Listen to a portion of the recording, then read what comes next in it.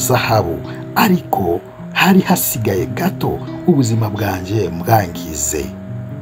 Yaragiye kubwangiza gute rero? Reka dukeza n'agakaravate, bari babiri basohokanye n'abantu bakundanye mbese.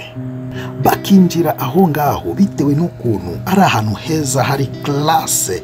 Umuhungu akihabona bimeze nk'aho ari ubwa mbere ahageze, aratungurwa ngo wow, abivuga cyane ngo yo mana yanjye we, mbega ahantu heza.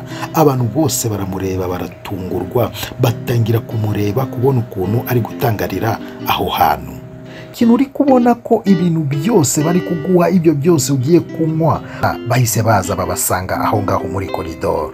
Umukecuru ahitaza yikoresha ku musore, amufata ku mugongo, ari kumubwira utugambo ngo dia sheri Mike nawe